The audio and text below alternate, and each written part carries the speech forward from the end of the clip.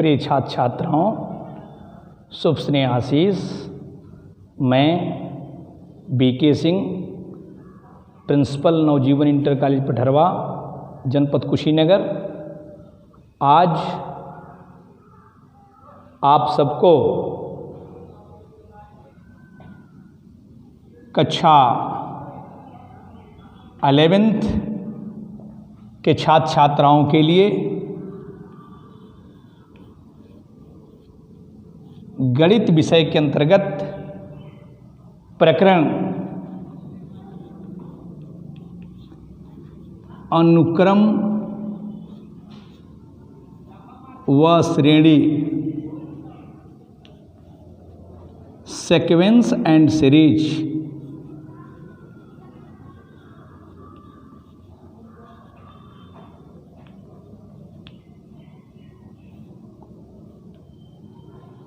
की चर्चा करेंगे।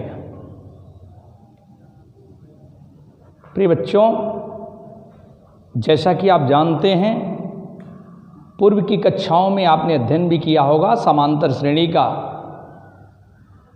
उसी के क्रम को यहाँ आगे बढ़ाते हुए गुणोत्तर श्रेणी, हरात्मक श्रेणी, अन्य श्रेणियों की चर्चा हम करेंगे।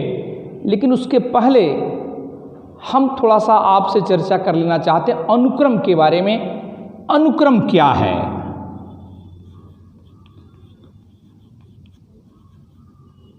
जो सीक्वेंस है,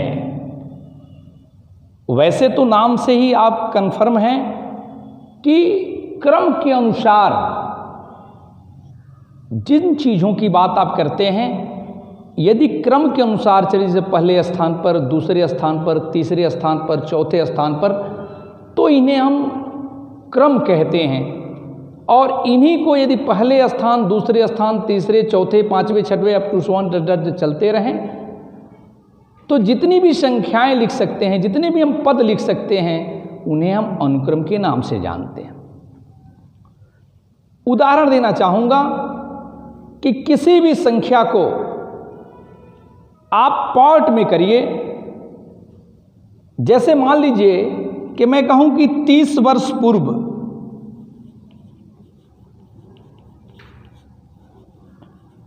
किसी परिवार के सदस्यों की संख्या की हम चर्चा करें,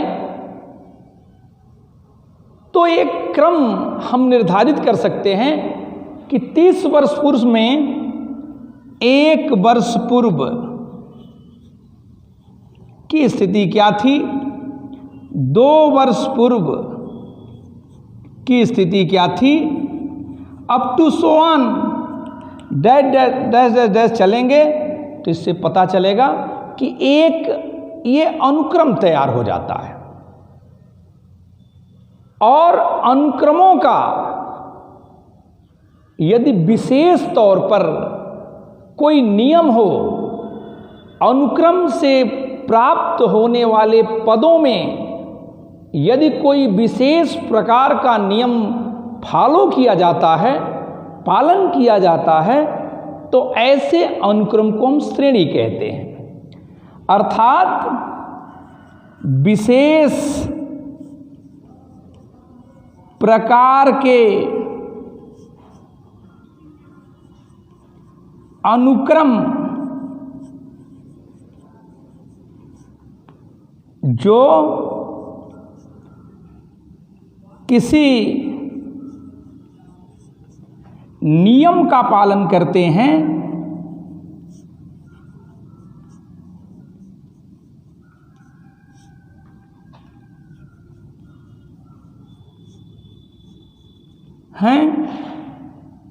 श्रेणी कहलाते हैं।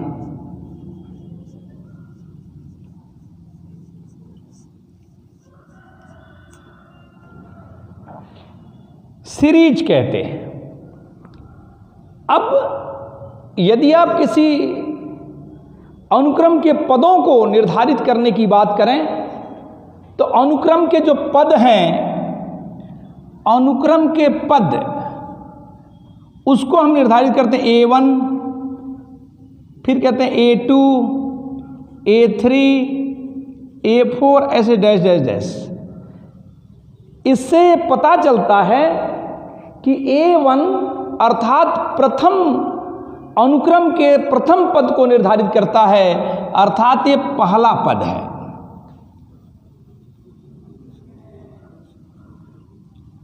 A2 की बात करें तो A2 दूसरा पद है,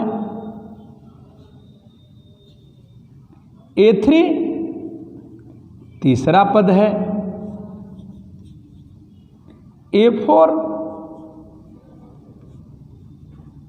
चौथा पद है। डैश डैश डैश आगे तक जा सकते हैं, अर्थात इस अनुक्रम का हम यनवा पद भी निर्धारित कर सकते हैं। यनवा पद को कैसे निर्धारित करेंगे? अर्थात उस अनुक्रम को यनवा पद यन होगा, जिसे यनवा पद कहते हैं। और ये यन इस बात को निर्धारित करता है कि जिन पदों का क्रम आपने काउंट किया है उसमें से यंथ टर्म पर है, यनवें स्थान पर है। मैं एक दूसरा उदाहरण देना चाहता हूं सम संख्याओं का। सम संख्याओं के रूप में आपने जो पढ़ा है, सम संख्याएं जिसे आप इवन नंबर कहते हैं,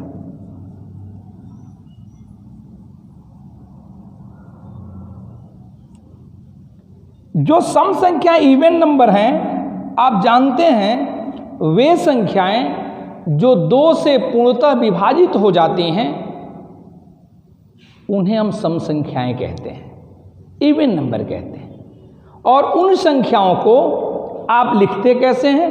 आप लिखते हैं 2, 4, 6, 8, 10 अप टू सो ऑन चलता रहेगा। यह जो 2, 4, 6, 8, 10 आपने लिखा, यह एक अनुक्रम है। और इन अनुक्रमों में यदि हमने अंतिम पद कोई नहीं लिखा तो आपको समझ लेना चाहिए कि ये पदों को, सम संख्या को अंत तक जो अंतिम पद है खींचा जा रहा है। लेकिन यदि इसी को हमने यहां लिख दिया 202 या लिख दिया 400 या लिख दिया 1 लाख, तो इससे पता चलता है कि वो 1 लाख या 202 या 400 तक चलने पर संख्या का अंतिम पदों प्राप्त हो जाता है। तो जब किसी अनुक्रम में जब कोई ऐसा अनुक्रम आप लिखते हैं जिसके रूप में अंतिम पद निर्धारित है, अर्थात अंतिम पद की आपको जानकारी है, तो ऐसे पदों को जो निश्चित किए जा चुके हैं, ऐसे अनुक्रम को आप परिमित अनुक्रम कहते हैं, फाइनाइट सीक्वेंस कहते हैं। परिमित का सेंस क्या है? 202 पर यदि रुक गया, यहां से रुकावट हो गई, तो ऐसे सीक्वेंस को आप परिमित अनुक्रम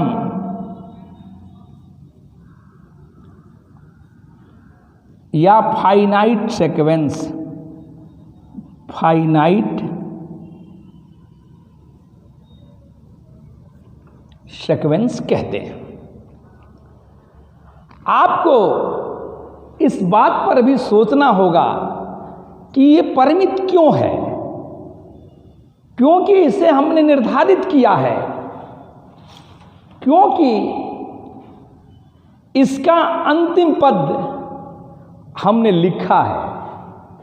लेकिन यदि इसी अनुक्रम को हम ऐसे लिखें 2, 4, 6, 8, 10, 12 up to so on dot dot dot, अर्थात जो ये क्रम चल रहा है इस सम संख्याओं का, इनके अंतिम पदों को हमने फिक्स नहीं किया है, ये लगातार चलता जा रहा है, लगातार चलता जा रहा है, कहाँ तक इसका अंतिम पद है हमें जानकारी नहीं है। तो ऐसे को हम अपरिमित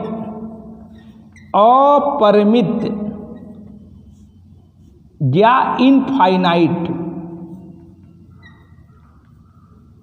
सीक्वेंस के नाम से जानते हैं।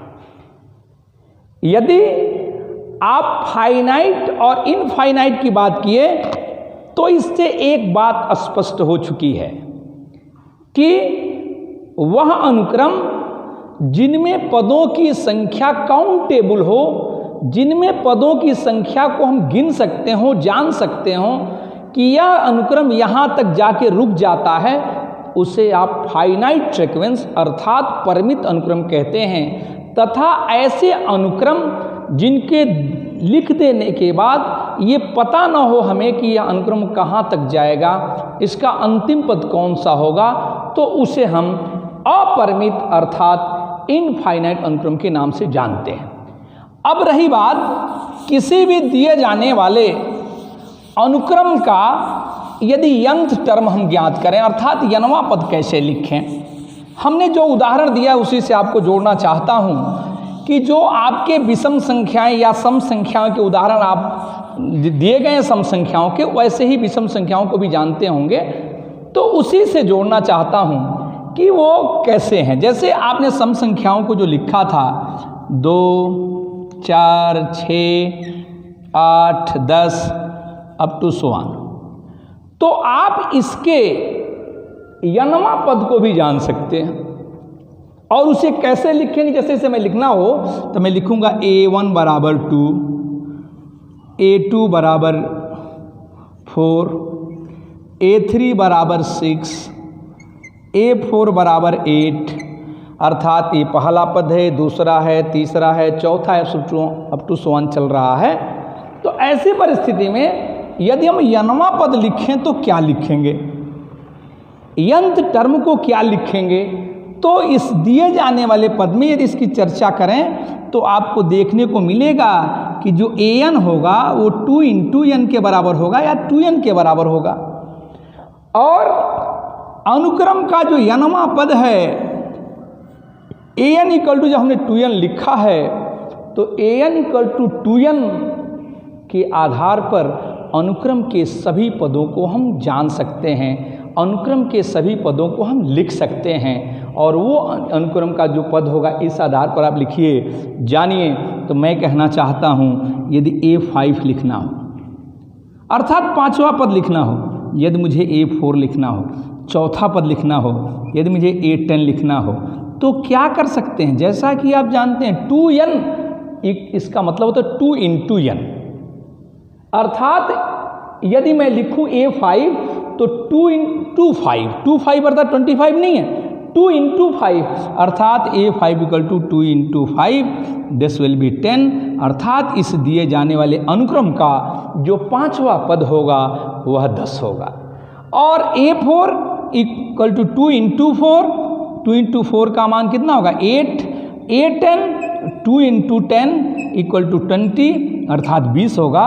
इससे स्पष्ट है कि यदि an किसी दिए जाने वाले अनुक्रम का यदि यनवा यंथ टर्म यनवा पद दिया गया हो तो उस अनुक्रम को भी हम आसानी से ज्ञात कर सकते हैं। साथ ही साथ उस अनुक्रम के जिस पद को ज्ञात करना हो उसे भी हम ज्ञात कर सकते हैं। तो ये आपके अनुक्रम का यंथ टर्म होता है।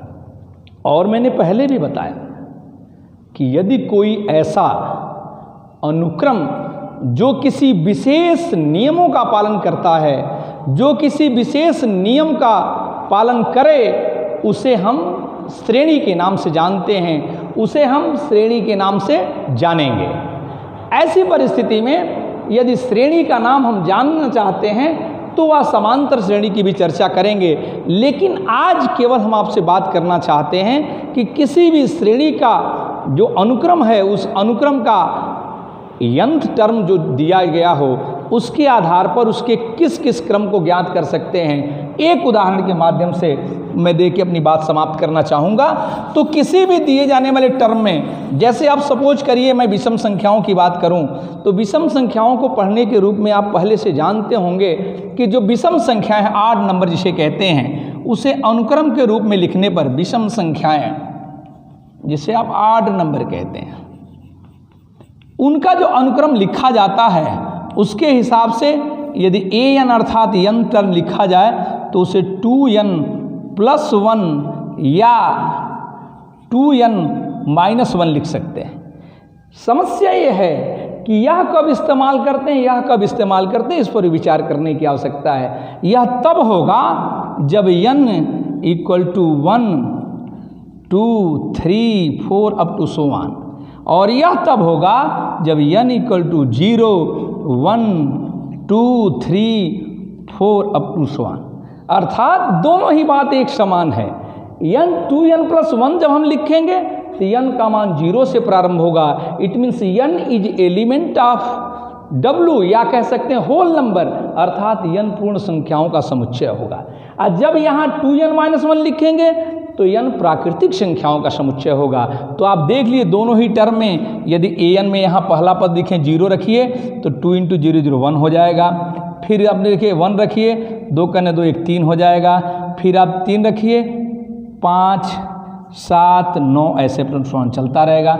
और इस दिए जाने वाले अनुक्रम में देख लीजिए n = 1 रखिए, 2n - 1 अर्थात 2 × 2 से 1 घटा कितना होगा, 1 होगा। देखिए फिर वही क्रम आ रहा है। फिर आपने 2 रखा, 2 दूनी 4 से 1 घटा 3 आएगा, फिर 5 आएगा, फिर 7 आएगा, अब तो स्वानी पद चलते रहते हैं। इस प्रकार से हम किसी भी दिए जाने वाले अनुक्रम में यंथ टर्म दिए होने पर उस दिए जाने वाले अनुक्रम के समस्त पदों को ज्ञात कर सकते हैं। और उसको ज्ञात करने के लिए n के स्थान पर जिस पद को ज्ञात करना हो, जैसे यह यदि आपको 20वां पद ज्ञात करना हो तो n के जगह 20 रख देंगे, लेकिन यहाँ 20वां पद ज्ञात करने के लिए n के 19 रखना पड़ेगा, क्योंकि 0 से प्रारंभ हुआ। इस दिए जाने वाले पद में n का 20वां अगर ज्ञात करना तो n के जगह 20 रखना पड़ेगा। इस प्रकार से हम अनुक्रम के पदों को ज्ञात कर सकते हैं। आज की क्लास में सिर्फ इतना ही, शेष अगली मुलाकात होने पर धन्यवाद।